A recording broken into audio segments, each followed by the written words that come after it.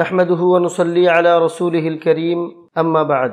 সুপ্রিয় দর্শক শ্রোতা, আপনারা যেখান থেকে আমাদেরকে দেখছেন, উম্মাহ টিভির সৌজন্যে আপনার জন্য রইল শুকরিয়া ও অভিনন্দন। সংবাদ মাধ্যমে যতটুকু সংবাদ আমরা পেয়েছি, আগামীকালকে 21 জুন 2020 বাংলাদেশে সূর্যগ্রহণ হওয়ার সম্ভাবনা বেশি। তো আমরা উম্মাহ টিভির সৌজন্যে আপনাদের খেদমতে এ ব্যাপারে আমাদের বক্তব্য, ইসলামের বক্তব্য কোরআন সুন্নাহর আলোকে আপনাদের সামনে উপস্থাপন করার চেষ্টা করছি। নবী করিম আলাইহিস সালাতু ওয়াস সালামের সময়ে সূর্যগ্রহণ হয়েছিল, আপনারাও জানেন। রাসূল করিম সাল্লাল্লাহু আলাইহি ওয়াসাল্লামের একটি ছেলে সন্তান হয়েছে। এই ছেলে সন্তানকে আল্লাহ রাব্বুল আলামিন দুনিয়া থেকে নিয়ে গেছেন। এটা রাসূল করিম সাল্লাল্লাহু আলাইহি ওয়াসাল্লামের জন্য খুবই বেদনাদায়ক, কষ্টের একটা কারণ ছিল। আর আরবের মাঝে প্রসিদ্ধ ছিল তখন যে বড় ধরনের কোনো দুর্ঘটনা ঘটলে সূর্যগ্রহণ হয়। তো যেদিন নবী করিম আলাইহিস সালাতু ওয়াস সালামের ছেলে সন্তান মারা গেল, ওই দিন ঘটনাক্রমে সূর্যগ্রহণ হলো। আর মানুষ বলা বলি শুরু করলো যে রসুলের ছেলে সন্তান মারা যাওয়ার কারণে সূর্যগ্রহণ হয়েছে। এই সংবাদ রসুল করিম সাল্লাল্লাহু আলাইহি ওয়াসাল্লাম পর্যন্ত এসেছে। তো রসুল করিম সাল্লাল্লাহু আলাইহি ওয়াসাল্লাম তখন স্পষ্ট বলে দিলেন, এটা তেমন কিছু না।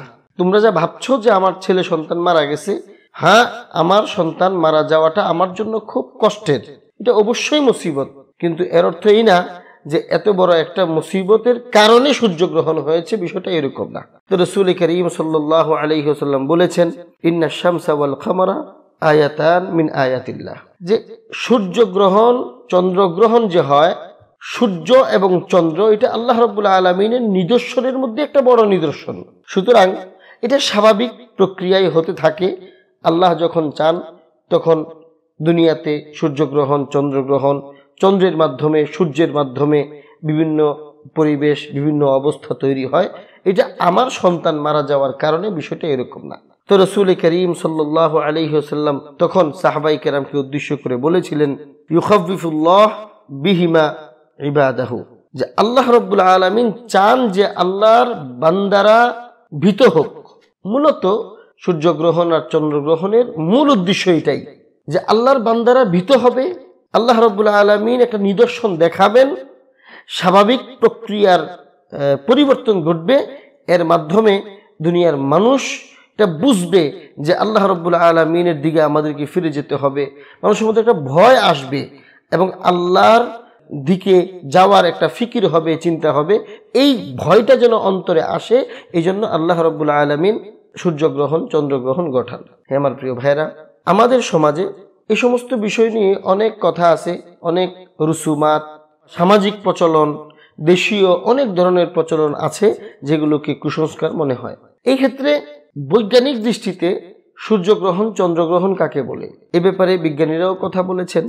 জমিন আর সূর্যের মাঝে যখন চাঁদ চলে আসে তখন সূর্যগ্রহণ হয়, আর চাঁদ আর সূর্যের মাঝখানে যখন জমিন চলে আসে, পৃথিবীটা চলে আসে, যার কারণে সূর্য থেকে চাঁদ আলো গ্রহণ করতে পারে না, তখন চন্দ্রগ্রহণ হয়। এটা হলো স্বাভাবিক একটা প্রক্রিয়া। মানে স্বাভাবিক প্রক্রিয়া বলতে স্বাভাবিক প্রক্রিয়ার বাহিরে এটা আল্লাহ রাব্বুল আলামিন এই প্রক্রিয়াটা ঘটান। এটা দুনিয়ার কোনো বড় মুসিবতের কারণে এটা হয়, বিষয়টা এরকম না। এই জন্য আমাদেরকে যে বিষয়টা লক্ষ্য করতে হবে সেটা হলো যে আমরা এই ক্ষেত্রে আল্লাহর নিদর্শনটাকে বেশি ফলো করব, চিন্তা করব যে এটা আল্লাহ রাব্বুল আলামিনের একটা নিদর্শন, আর এই নিদর্শনটা আমরা জানার পরে, দেখার পরে আমাদের মধ্যে ভয় আসবে, আল্লাহর দিকে আমরা রুজু যেন হই। এই বিষয়টা আমরা আমাদের জন্য করণীয়। হ্যাঁ আমার প্রিয় ভাইরা, অনেক মানুষ এটা বলে থাকেন যে স্বাভাবিক প্রক্রিয়া, প্রাকৃতিক প্রক্রিয়া, এই ক্ষেত্রে মানুষ ভীত হবে কেন, বা ইসলামের এই ক্ষেত্রে নির্দেশনা হলো তওবা ইস্তেগফার করা, এগুলো বা কেন করা হবে।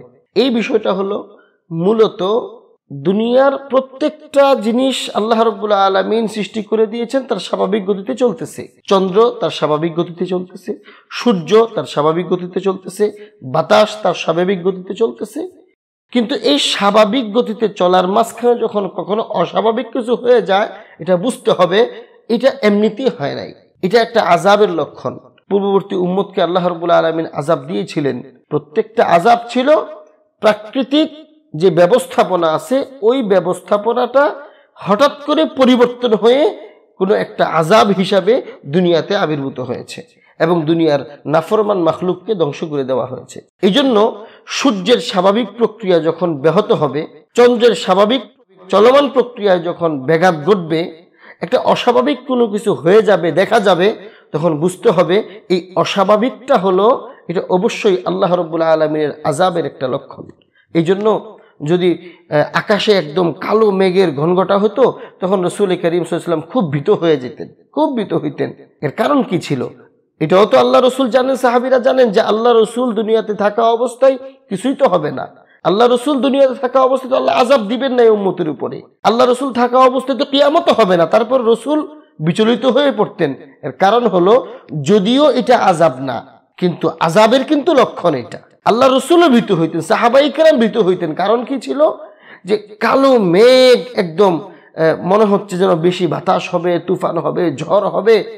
এই ঝড় তুফান হওয়াটা, এটা কিন্তু পূর্ববর্তী উম্মতকে আল্লাহ যে আযাব দিয়েছিলেন সেই আযাবের একটা লক্ষণ।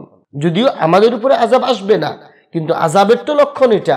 এই জন্য রসুল ভীত হইতেন, তওবা করতেন, ইস্তেগফার করতেন এবং সাহাবায়ে কেরামকে বলতেন, তোমরা আল্লাহর দিকে রুজু হও। হে আমার প্রিয় ভাইরা, ঠিক তেমনিভাবে চন্দ্রগ্রহণ, সূর্যগ্রহণের ক্ষেত্রেও এই বিষয়টা আমরা লক্ষ্য করতে হবে যে এটা দুনিয়ার চন্দ্র সূর্যের স্বাভাবিক গতিতে যখন ব্যাঘাত ঘটছে, এই প্রাকৃতিক স্বাভাবিক গতিটা পরিবর্তন হয়ে যাওয়া কিছুক্ষণের জন্য হলেও এটা অবশ্যই আমাদের জন্য আযাবের লক্ষণ হিসাবে আমাদেরকে সতর্ক করার জন্য আল্লাহ রাব্বুল আলামিন এটা দিয়েছেন। এই জন্য রাসূল করিম সাল্লাল্লাহু আলাইহি ওয়াসাল্লাম বলেছেন যে তোমরা এই সময়টা তওবা করবা, ইস্তেগফার করবা এবং নামাজ পড়বা। হে আমার প্রিয় ভাইরা, রাসূল করিম সাল্লাল্লাহু আলাইহি ওয়াসাল্লাম নামাজের নির্দেশ দিয়েছেন। উলামায়ে কেরাম বলেন, ইনফিরাদিভাবে, একা একইভাবে নামাজ পড়া, সকলে জামাতবদ্ধ হয়ে নামাজ পড়া এবং বেশি বেশি তওবা এবং ইস্তেগফার করা, দোয়া করা। মুস্তাহাব হলো ইজতেমাই ভাবে সকলে সম্মিলিতভাবে কোনো একটা মসজিদে অথবা বাহিরে মাঠে কোনো একটা বড় জায়গায় বড় একটা জামাত করা, নামাজ পড়া এবং জামাতের মধ্যে কেরাত লম্বা করা। 2 রাকাত নামাজ হবে, এই 2 রাকাত নামাজের মাঝে কেরাত লম্বা হবে, অর্থাৎ 2 রাকাত যে রাকাতটা আছে, রাকাতটা অনেক লম্বা করে পড়া হবে। উলামায়ে কেরাম বলেন, কেউ কেউ বলেন মুস্তাহাব হলো জুরে কেরাত পড়া, কেউ কেউ বলেন মুস্তাহাব হলো আস্তে কেরাত পড়া। বাকি অনেক উলামায়ে কেরাম বলেন যে জুরে যদি কেরাত পড়া হয়, যেহেতু লম্বা কেরাত পড়ার নির্দেশ আছে, তো জুরে কেরাত পড়া হলে পিছনের মানুষ খুব আরামে শুনবে এবং এই জন্য তাদের কষ্ট হবে না, বসে থাকতে পারবে। এই জন্য এই সিস্টেমে নামাজ পড়া। আমি সর্বশেষে বলবো, আগামীকালকে সূর্যগ্রহণের ব্যাপারে পত্রপত্রিকায় প্রকাশিত হয়েছে। তো আমরা এখন লকডাউনের সময় উলামায়ে কেরাম এখন প্রত্যেকের এলাকায় আমরা ইচ্ছা করলে এই সুন্নতটা আমরা আদায় করতে পারি এবং রাসূল করিম সাল্লাল্লাহু আলাইহি ওয়াসাল্লামের এই আমলটা এই সময়টাতে আমরা আমাদের কিছু প্রচলন আছে। যেমন আমরা পানির মধ্যে হলুদ দিয়া উপভোগ করার জন্য চেষ্টা করি, হলুদ দিয়া দেখার চেষ্টা করে যে কি হইতেছে জিনিসটা। কালো চশমা পরে আসমানের দিকে তাকায় আর দেখার চেষ্টা করে এটা কি। আমরা মনে হয় যেন এখন মানুষ উপভোগ করে। আল্লাহর আযাবের লক্ষণ এটা যদি আমরা উপভোগ করি, এটা কিন্তু একটা তামাশা হয়ে গেল। এই জন্য এটা আমরা শুনতাম যে আমাদের ছোটকালে এটা এরকম আমল করা হইতো, ইদানিং কিন্তু সে আমলটা হয় না।